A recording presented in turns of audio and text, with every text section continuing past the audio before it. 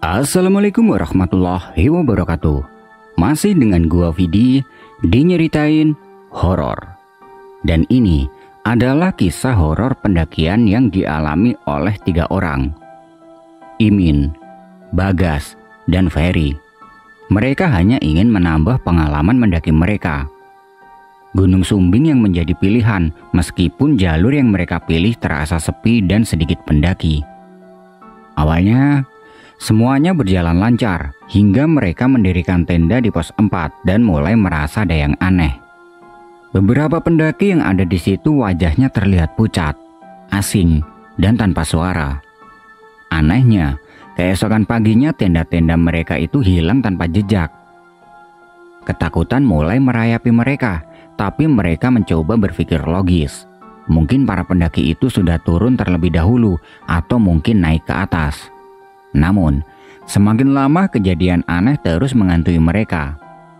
Imin merasa langkahnya berat, seolah ada yang menahan.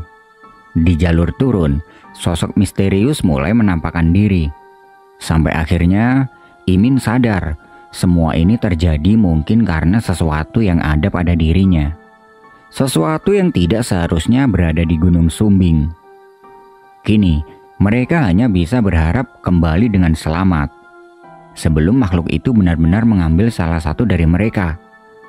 Tapi, apakah penghuni Sumbing akan membiarkan mereka pergi begitu saja?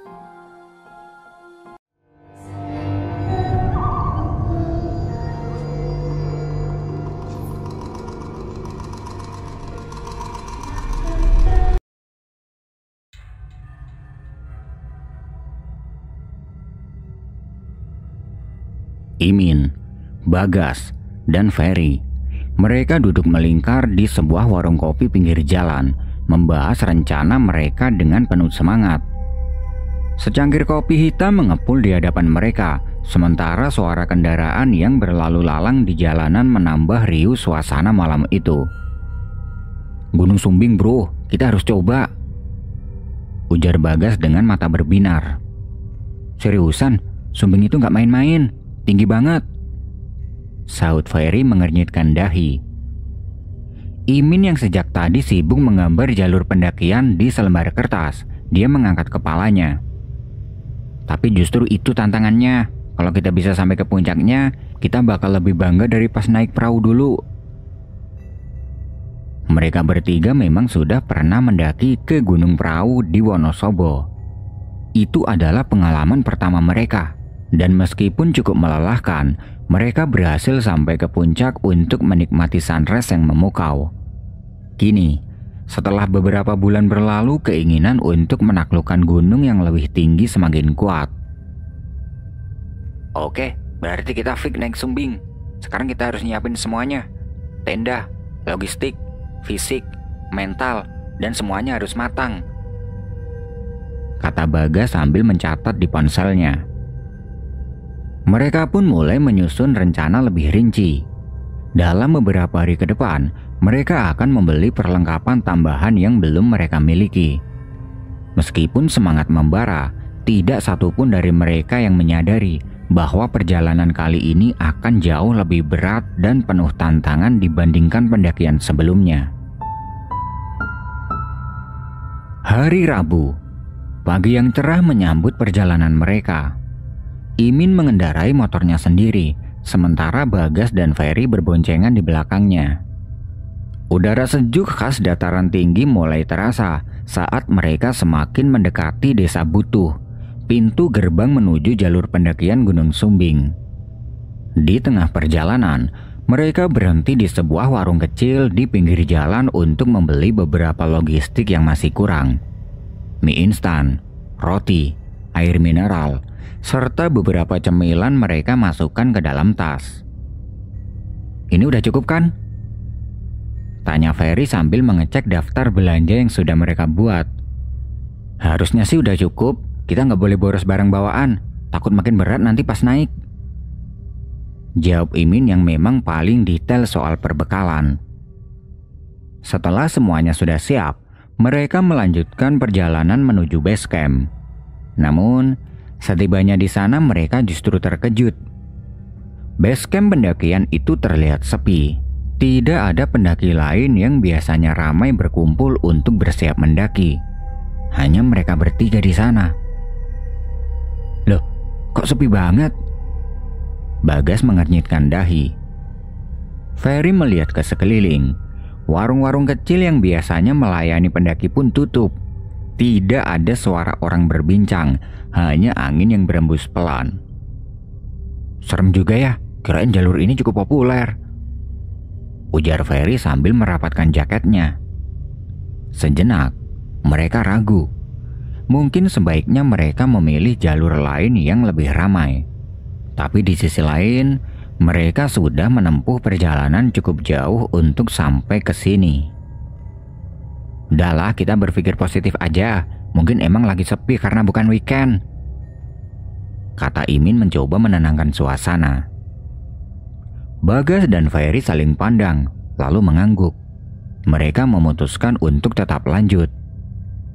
Setelah memarkir motor, mereka berjalan menuju pos perizinan, mendaftarkan nama mereka, dan bersiap untuk mendaki siang itu juga. Tanpa mereka sadari, jalur yang sepi ini bukan sekedar kebetulan. Setelah semua persyaratan pendakian lengkap dan nama mereka tercatat di buku registrasi, Imin, Bagas, dan Ferry duduk sebentar di teras basecamp. Mereka menikmati angin sejuk dan membiarkan tubuh mereka beradaptasi sebelum benar-benar memulai perjalanan. Santai dulu, biar nggak kaget nanti pas jalan, ujar Imin sambil merenggangkan kaki. Bagas membuka bungkus coklat batang dan menggigitnya. Jam 11 kita start ya, masih ada cukup waktu buat sampai minimal di pos 3 sebelum gelap, katanya. Setelah merasa cukup istirahat, mereka berdiri melingkar, menundukkan kepala, dan berdoa. Doa sederhana, tapi itu penuh harapan agar perjalanan ini berjalan lancar dan mereka bisa pulang dengan selamat. Pukul 11 tepat, mereka melangkah dengan penuh semangat.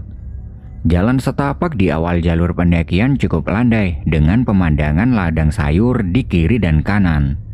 Sesekali mereka berpapasan dengan warga desa yang sedang beraktivitas di kebun. "Pagi mas, mau naik ya?" sapa seorang petani tua dengan senyum ramah. "Iya pak," jawab Bagas. Petani itu mengangguk-angguk. "Hati-hati ya, jarang ada yang naik lewat sini kalau hari biasa." Mereka bertiga saling pandang sejenak, tapi tidak terlalu memikirkan ucapan itu. Mereka terus berjalan, mengikuti jalur yang mulai menanjak. Perjalanan hingga pos 1 berjalan lancar. Nafas mulai terasa lebih berat, tapi semangat mereka masih tinggi. Setibanya di pos, mereka duduk di bawah pohon rindang, mengatur nafas dan mengobrol santai. "Ternyata enak juga ya jalurnya, gak separah yang aku bayangin," kata Ferry sambil meminum air. "Iya sih, tapi ini baru awal, jangan sombong dulu," sahut Imin tertawa kecil. Bagas melihat ke langit. Awan tipis berarak pelan, memberi pertanda cuaca masih bersahabat. Namun, jauh di dalam hutan, suara burung yang tadi ramai mulai menghilang. Suasana mendadak terasa hening. Tanpa mereka sadari, pendakian ini baru saja dimulai, dan jalur yang sepi menyimpan sesuatu yang tidak mereka duga. Setelah cukup istirahat di pos 1, Imin, Bagas, dan Ferry kembali melanjutkan perjalanan. Langkah demi langkah mereka mendaki jalur yang semakin menanjak. Vegetasi di sekitar mereka mulai berubah. Ladang-ladang sayur perlahan menghilang, berganti dengan pepohonan tinggi dan semak-semak lebat. Perjalanan berjalan lancar. Mereka berhenti beberapa kali di pos-pos berikutnya untuk mengatur nafas dan mengisi tenaga dengan cemilan ringan. Waktu terus berjalan, dan mereka mulai merasakan dinginnya udara gunung yang semakin menusuk. Ketika akhirnya mereka tiba di pos 4, langit sudah gelap. Jam di ponsel Ferry menunjukkan pukul 7 malam. "Akhirnya sampai juga," seru Bagas sambil mengempaskan tas carrier di punggungnya. Di sekitar mereka, beberapa tenda pendaki lain sudah berdiri. Cahaya lampu senter berpendar di antara kabut tipis yang turun perlahan. Suasana di pos 4 cukup ramai, namun tidak terlalu padat. Meskipun begitu, mereka memutuskan untuk mendirikan tenda agak jauh dari tenda pendaki lain. "Kita bikin di sini aja, agak nyamping, lebih santai, gak ganggu orang lain juga," kata Imin sambil menunjuk tanah yang cukup datar di ujung area berkemah. Bagas mengangguk setuju. "Iya ya, biar lebih bebas juga." Tempatnya memang tidak begitu luas, sehingga mereka harus mencari posisi yang benar-benar datar agar bisa tidur nyaman. Setelah beberapa menit mencari dan membersihkan area dari batu serta akar pohon, mereka mulai mendirikan tenda. Selesai memasang tenda, mereka segera mengganti baju yang basah oleh keringat dan mengenakan jaket tebal. Angin malam semakin kencang, membuat suhu terasa lebih dingin dari yang mereka bayangkan. "Kita masak dulu yuk, lapar banget nih," ujar Ferry sambil mengeluarkan peralatan masak dari dalam tas. Dengan cepat, mereka menyalakan kompor portable dan mulai memasak mie instan, serta menyeduh kopi hangat. Uap panas mengempul dari gelas mereka, memberikan sedikit kehangatan di tengah malam yang semakin sunyi. Saat itu, mereka belum menyadari bahwa memilih tempat di ujung area perkemahan bukanlah keputusan terbaik. Malam semakin larut. Di depan tenda, api kecil dari kompor portable masih menyala, menghangatkan udara dingin yang mulai menusuk hingga ke tulang. Aroma mie instan yang baru saja matang bercampur dengan uap kopi hitam yang mengepul di udara. Imin yang sedari tadi sibuk mengaduk mie instan di mangkoknya, sesekali melirik ke arah sekumpulan pendaki lain yang berkemah sekitar 10 meter dari mereka. Ada sesuatu yang aneh. Dalam tamaram cahaya senter dan headlamp, wajah-wajah pendaki itu tampak pucat. Hampir tidak ada ekspresi. Mereka duduk diam, menghadap ke tenda masing-masing, seolah tidak peduli dengan sekeliling. Bahkan, saat teman-temannya bercanda atau berbicara, ekspresi mereka tetap datar. Namun, Imin mengabaikan perasaan aneh itu. Mungkin mereka capek, atau memang begitu wajahnya, pikirnya sambil melanjutkan makan. Bagas dan Ferry tidak memperhatikan apapun yang janggal. Mereka asik menikmati makan malam sambil bercanda, terkadang tertawa kecil untuk menghangatkan suasana. Setelah selesai makan, mereka duduk di depan tenda, menyeruput kopi sambil menikmati langit malam yang dipenuhi bintang. Udara semakin dingin, membuat mereka merapatkan jaket masing-masing. Imin yang masih penasaran akhirnya membuka suara. Kalian berdua sadar gak sih? Ada yang aneh sama pendaki-pendaki di sebelah sana?" Tanyanya dengan pelan, menunjuk dengan dagunya ke arah tenda yang tadi dia perhatikan. Bagas menoleh sekilas, lalu mengangkat bahu. "Kenapa? Mereka biasa aja kan?" Ferry menoleh, memperhatikan sejenak, lalu kembali ke kopinya. "Mungkin mereka capek, Min. Kamu kebanyakan mikir sih," katanya dengan santai. Imin menghela nafas, berusaha meyakinkan dirinya bahwa itu hanya perasaannya. Tapi entah kenapa, semakin malam, suasana di sekitar mereka terasa semakin sunyi. Terlalu sunyi, seolah-olah hanya ada mereka bertiga di area itu. Para pendaki pucat itu masih beraktivitas di sekitar tenda mereka. Jika dihitung, ada 7 orang, 3 perempuan dan 4 laki-laki. Mereka terlihat sibuk dengan sesuatu, entah apa. Tapi yang membuat Imin semakin heran adalah gerakan mereka terasa kaku dan tidak alami. Mereka tidak tertawa, tidak bercanda seperti pendaki pada umumnya. Hanya melakukan gerakan yang sama berulang kali, membenahi tenda, merapikan barang, lalu duduk diam. Udara semakin dingin, angin gunung mulai berhembus lebih kencang, menusuk hingga ke dalam jaket mereka. Ferry akhirnya menguap dan mengusap kedua tangannya yang mulai terasa beku. "Udah, masuk aja yuk. Tidur biar besok pagi nggak loyo," ajaknya. Bagas mengangguk setuju, lalu berdiri dan merenggangkan badannya. Imin masih menatap ke arah para pendaki aneh itu. Tapi akhirnya dia ikut masuk ke dalam tenda. Setelah masuk dan mengatur posisi tidur, mereka bertiga melanjutkan obrolan ringan sambil tiduran. "Besok kita summit jam berapa?" tanya Bagas. "Jam 3 atau 4 aja, biar bisa sampai ke puncaknya pas sunrise," jawab Imin. Mereka terus mengobrol dengan santai. Namun di tengah pembicaraan, Imin tiba-tiba sadar sesuatu yang aneh. Tadi, di luar para pendaki itu masih beraktivitas, mengobrol, merapikan barang. Ada yang duduk di dekat tenda mereka. Tapi sekarang, suara mereka sama sekali tidak terdengar.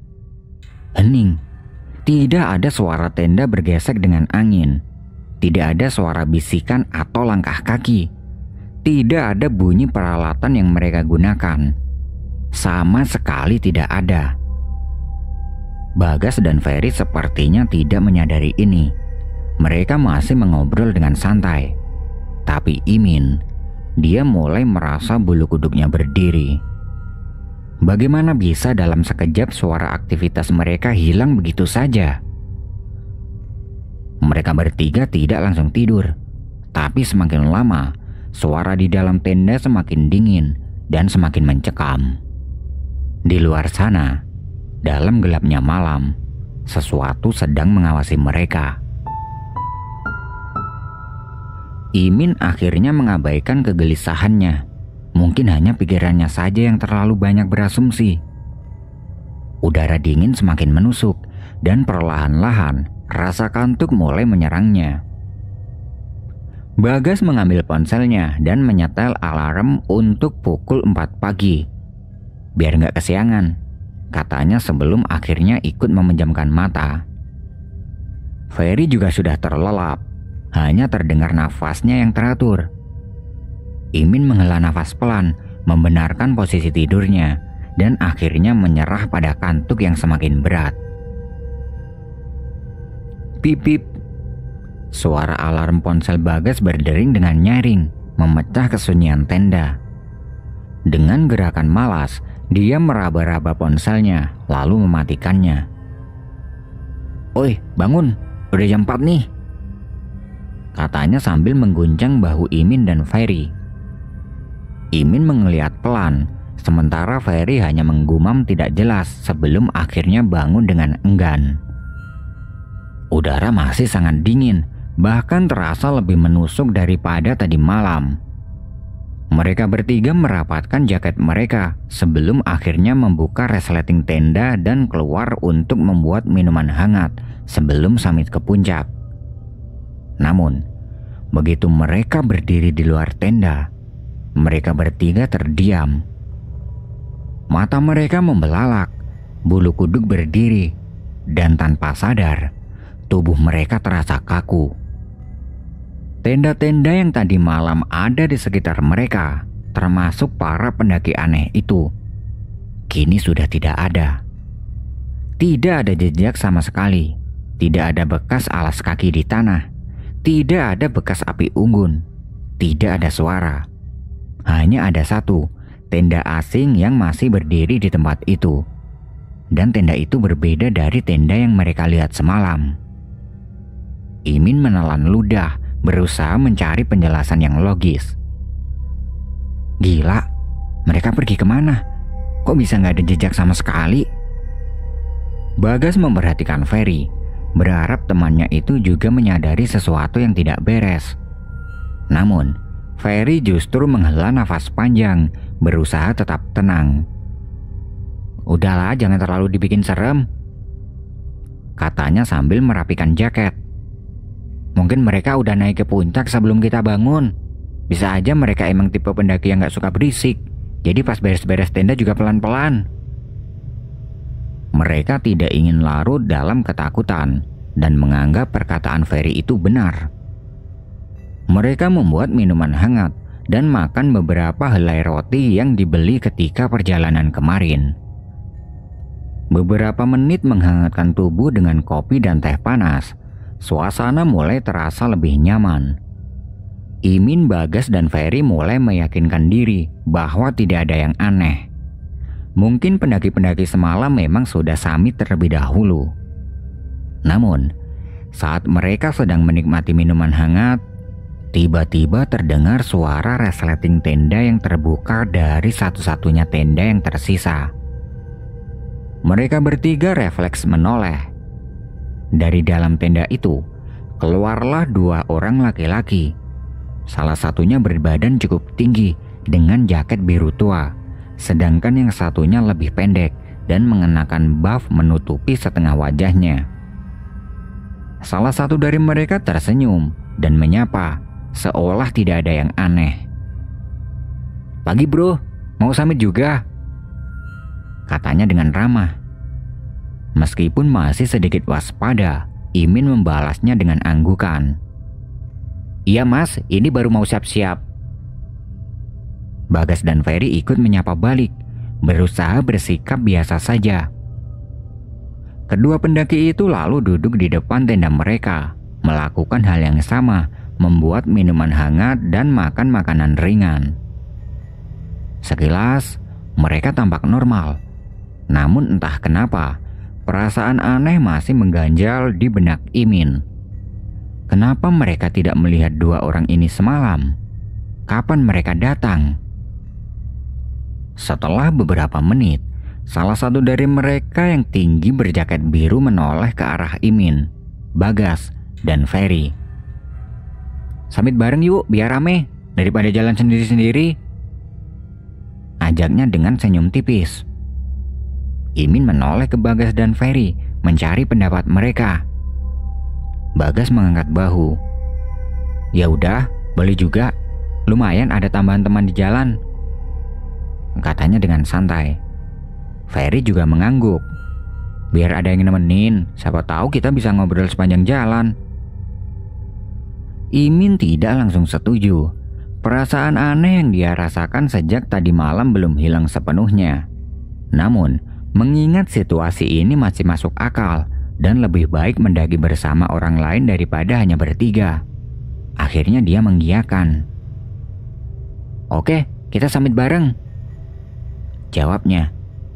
Kedua pendaki itu tersenyum, lalu kembali menyeruput minuman mereka.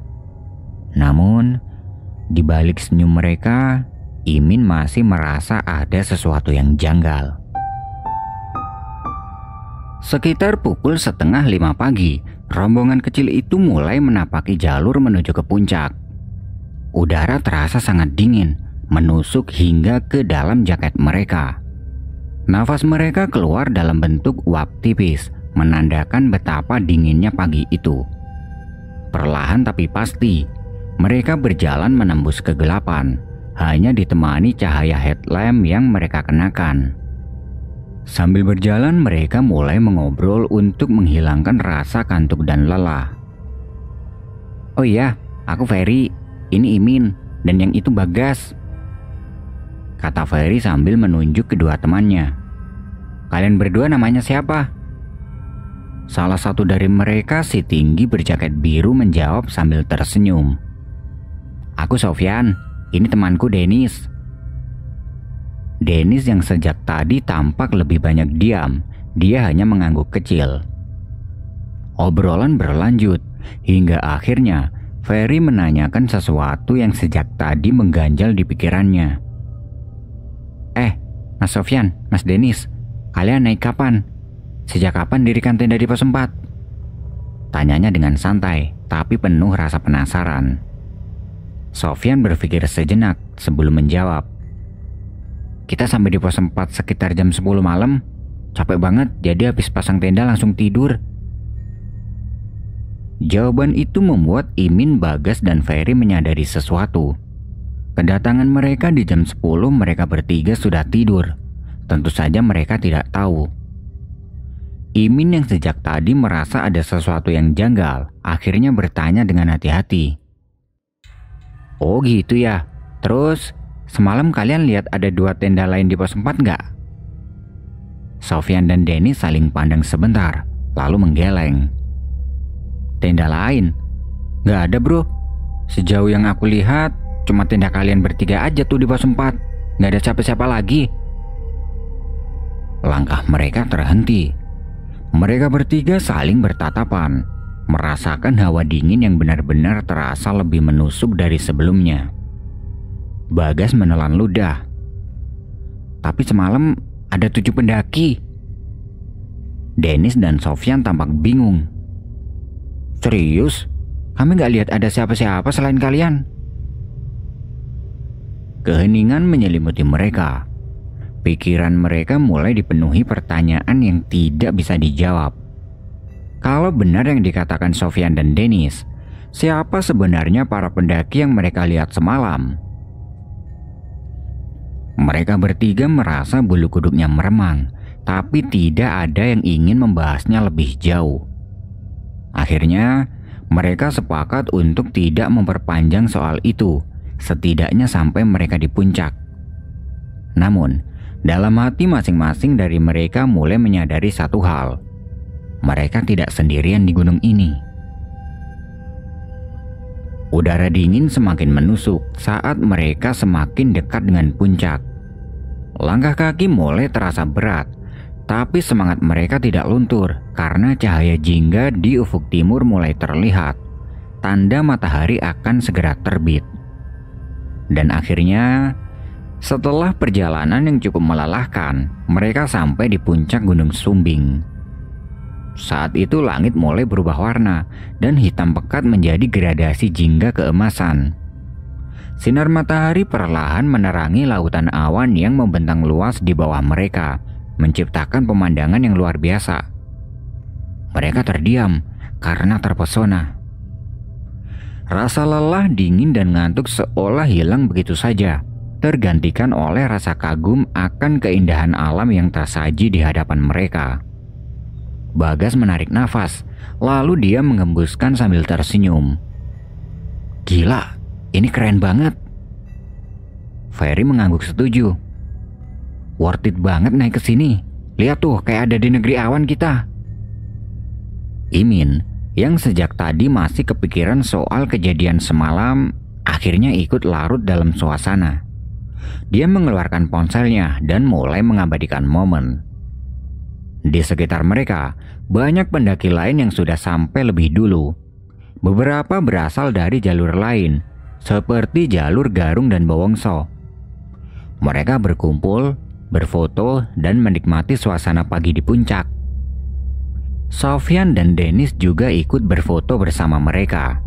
Seolah kejadian aneh di pos 4 tadi sudah terlupakan untuk sementara. Namun, di tengah kebahagiaan itu Imin masih merasa ada sesuatu yang janggal. Entah kenapa, sejak mereka sampai di puncak perasaan itu belum juga hilang. Dan saat Imin melihat ke arah barisan pendaki lain, dia merasa seperti melihat sesuatu yang seharusnya tidak ada. Tapi dia masih ragu, apakah itu hanya perasaannya saja, atau memang ada sesuatu di antara mereka. Setelah puas menikmati puncak, mereka berlima mulai perjalanan turun menuju ke pos 4. Turun dari puncak terasa lebih mudah, meskipun jalurnya cukup curam di beberapa titik. Mereka berjalan santai sambil mengobrol untuk mengalihkan rasa lelah. Di tengah perjalanan, mereka akhirnya mengetahui bahwa Sofyan dan Dennis mendaki dari jalur yang berbeda.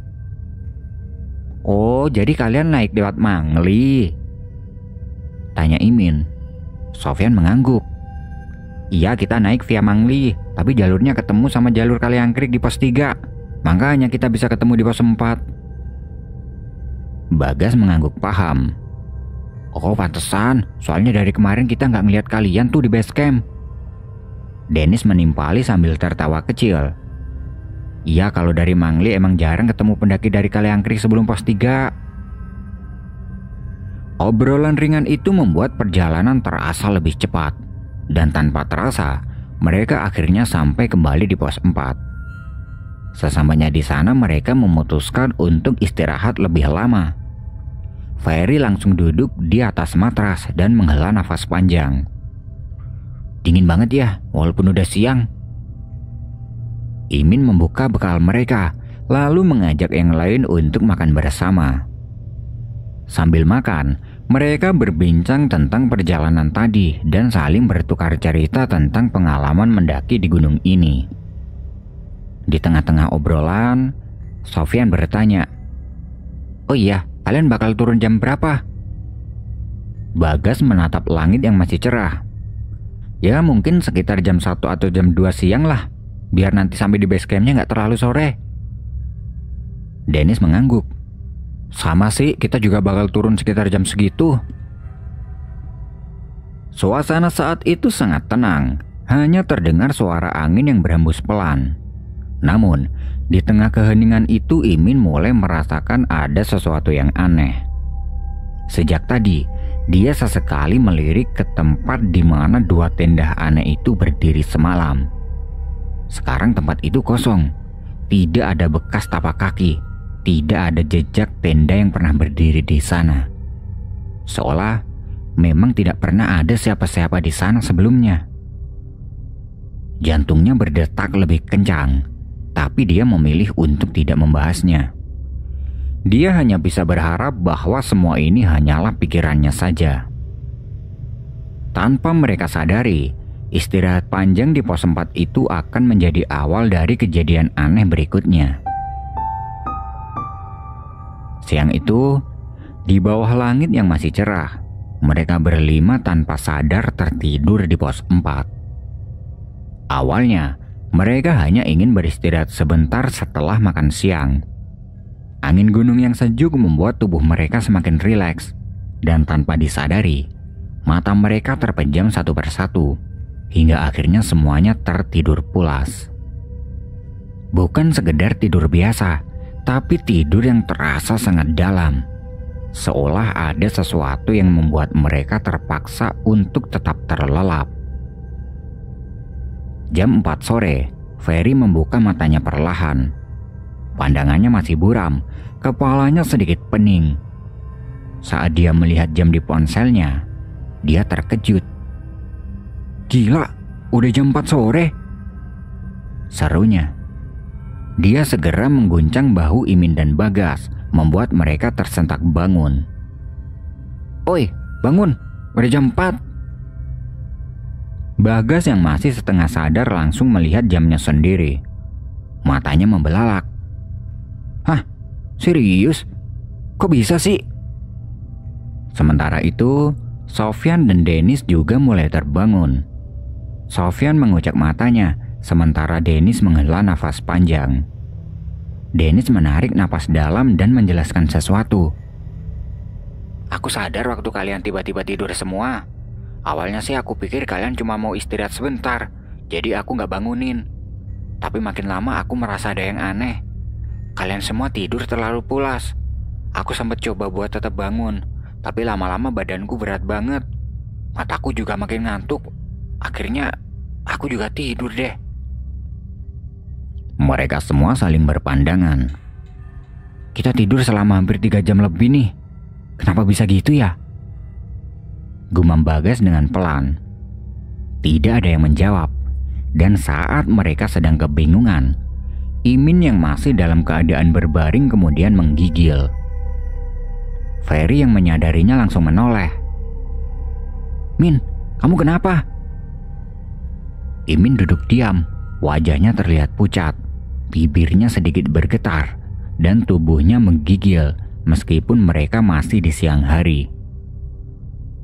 Dingin banget," gumamnya dengan pelan. Bagas segera merogoh jaket tambahan di dalam tasnya dan menyerahkan kepada Imin. "Ini Min, pakai dulu. kamu pucat banget. Imin mengenakan jaket itu, tapi tetap saja rasa dinginnya tidak berkurang. Dan saat itu, perasaan aneh mulai menyelimuti mereka berlima. Tidur selama 3 jam lebih tanpa sadar.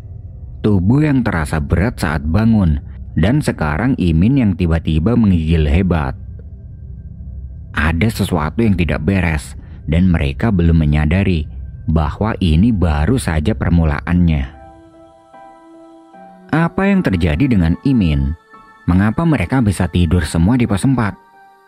Tanpa mereka sadari, kejadian itu bukan suatu kebetulan. Penghuni lain menginginkan mereka untuk tetap tinggal. Dan mulai dari sinilah puncak kejadian horor itu dimulai. Apakah Sofyan dan Dennis itu benar-benar pendaki? Atau mereka juga bagian dari tenda semalam? Penasaran? Tonton kelanjutan ceritanya di part 2. Videonya ada di kolom deskripsi atau cek pin yang ada di kolom komentar.